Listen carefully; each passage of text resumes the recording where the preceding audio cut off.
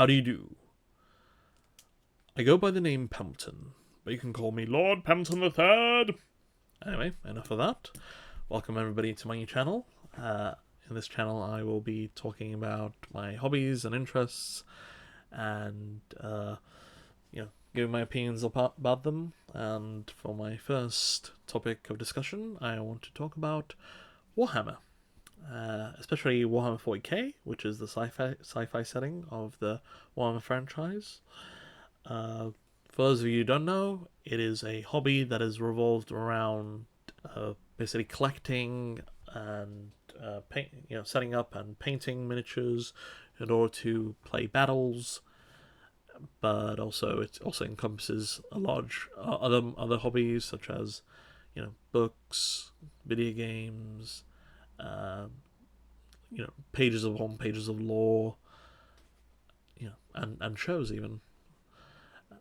The thing about the Warhammer franchise is that it started off in the 80s because Games Workshop, which is the parent company of Warhammer at the time, had a deal with the Dungeons and Dragons to be able to sell it in Europe as a retailer, and basically they managed to make a lot of money from that, and from there on out they lost the rights to sell Dungeons and Dragons, which forced them to kind of make their own system, which they decided first of all to call Runehammer, and then after that changed that to Warhammer.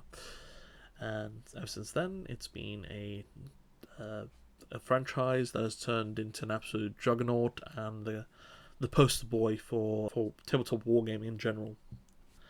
And as for me, of course I didn't start off in the 80s. I'm only 25. Actually, I started it off in 8th edition of Warhammer 40k because my friends in my BTEC college course at the time sort of encouraged me to check it because of the memes and the videos, and because of their sort of influence, I managed to get into Warhammer, and ever since then it's been a good couple of years and it's become a big part of my life.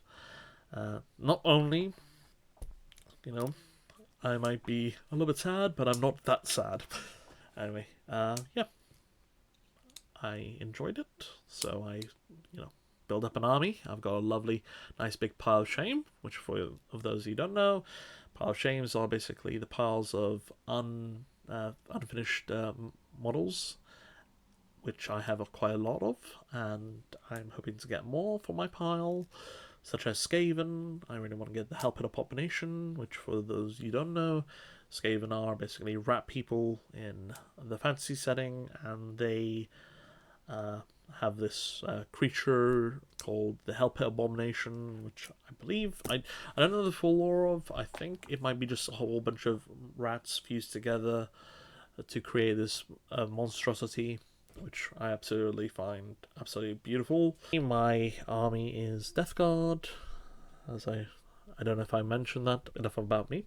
There have been some issues with GW in the past. It's become a company that has earned a lot of infamy, but I feel like majority of the infamy that it gets on a daily basis are often overblown or aren't fair to their kind of plight. People give shit to GW a lot of the time, which is well earned. However, you have to remember that I don't feel like it's just due to greed, because that's what a lot of people say. But a lot of people say it's greed. I do not think that is 100% the case. I think that greed does play a part, but I think it's much smaller than what people give credit to. Because, well, first of all, you have to think about the quality of miniatures, and you have to remember that Games Workshop is constantly, steamrolling out new model kits, new game systems, Necromunda stuff, or just anything in general. They're constantly coming out with new model kits, and for that they need molds, and because they use plastic injection molding for their miniatures, some of them are resin, but they're starting to get rid of the resin kits. It's they are expensive to make, and they are constantly coming out, steamrolling these new kits, which means new molds, and that has got to cost an unexcusable amount of money to produce.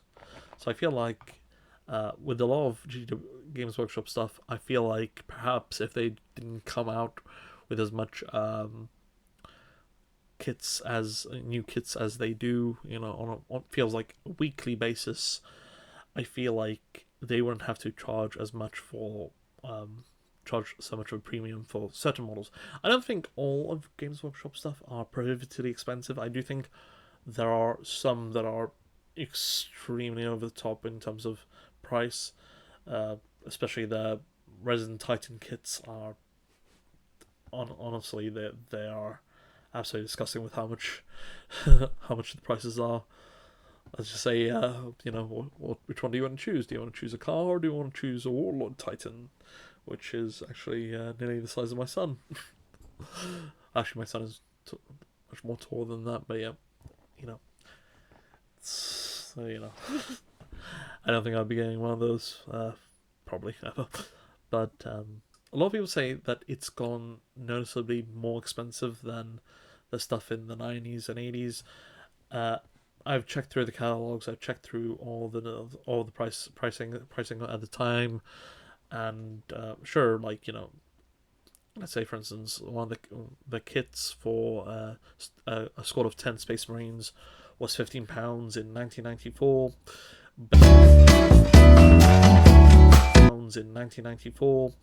But if you do the pricing now, it is about that'll be about £45 now. But the model kits for the 10 Space Marines are about £40 instead of 45. So, £5 cheaper than it was previously. And you check out that stuff in the 80s, sure, like some of the stuff was about 30p or 40p for some miniatures. Back then that was a lot of money. People forget that. You have to check out also the price of just regular goods. And if you check out the prices back then for just general household items, you understand that actually now, like, Games Workshop stuff was always expensive. It just doesn't feel like that. Because, back then, majority of people at the time who weren't working didn't really understand the pricing of stuff, and because they see it nowadays, oh my goodness me, back in my childhood, it was 4 years ago, it was, oh my goodness, I could get like a lunch for £1 or anything like that. But now, back then to now, and realized actually no, Games Workshop stuff always expensive. A lot of their kits, are actually more expensive, such as the Rhino is prohibitively more expensive now than it was back in the past. A lot of their kits are actually much either the same or cheaper than they were previously. Especially like the Dreadnought. Back in 1994, the Dreadnought model was £20, and which if you compare it today, it's roughly £60. But you can get a Dreadnought for £40 or 45 ish. You're saving quite a lot of money compared to the prices previously. When you convert anyway. I don't know. No, I don't know how much people earned back then, so maybe that might have something to do with it. But if you just did the straight conversion, yeah, it was still quite expensive. Anyway, enough of that. So yeah, miniatures. I feel like if GW just kind of slowed down with that, they wouldn't need to charge as much as they do. But because they do, they need to make money in order to steamroll new kits out to entice new people into the hobby and put stuff into Legends and so on and so forth. I feel like instead GW should be, trying to appease their current customers, current fans of Warhammer. Encourage stuff like fan projects, fan animations, instead of trying to absorb them into the parent company, so on and so forth, like they did with the Astartes creator, which I don't know, hopefully, I do hope he's earning quite well and doing very well for himself. At least my hope.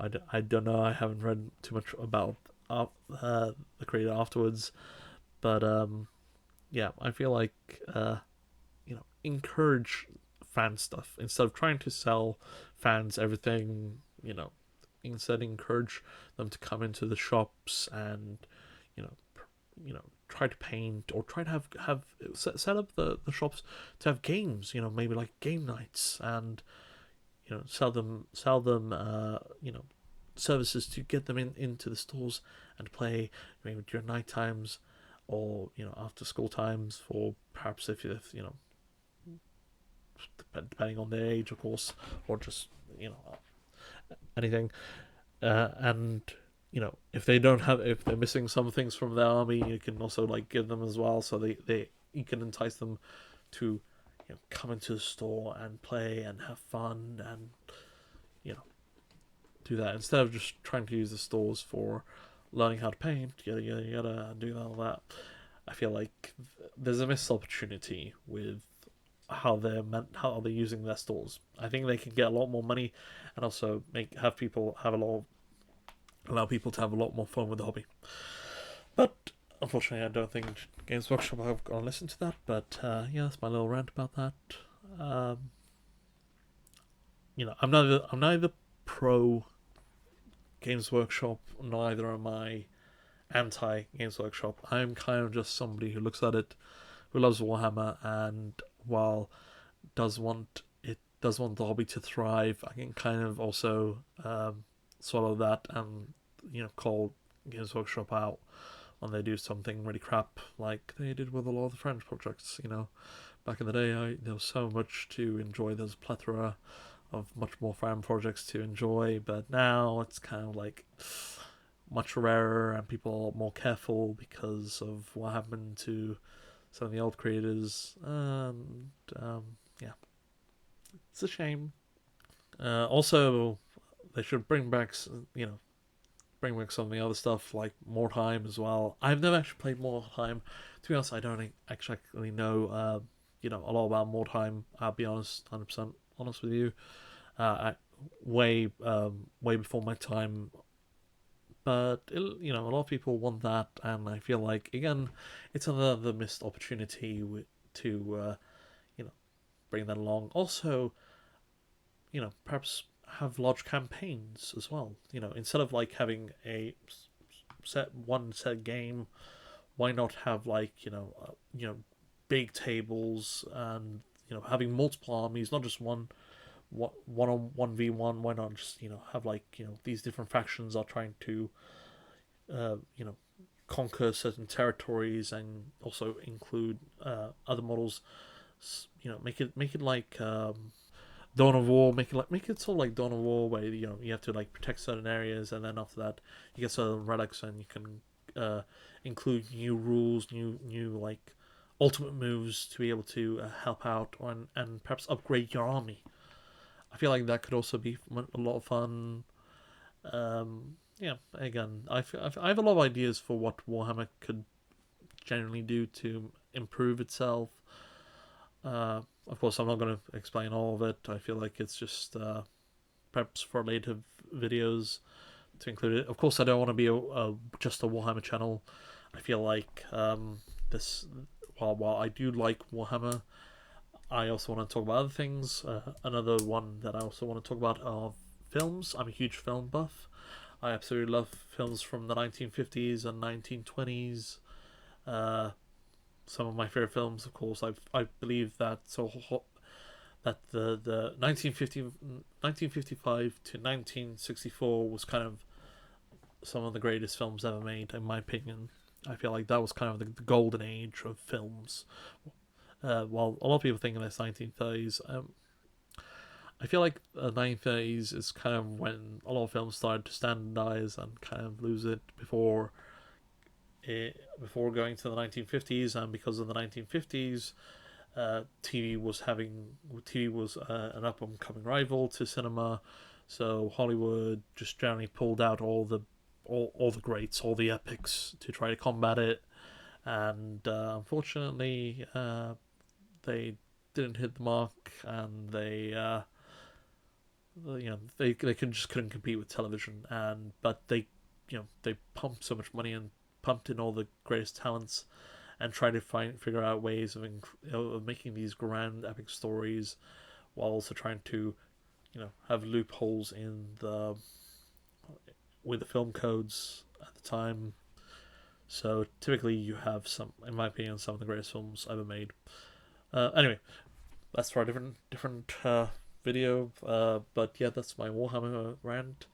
If you would like to listen to me talk more about my general hobbies and interests and give my opinions on stuff, or if you just want to listen to some autistic man babble on about something, like and subscribe. Thank you.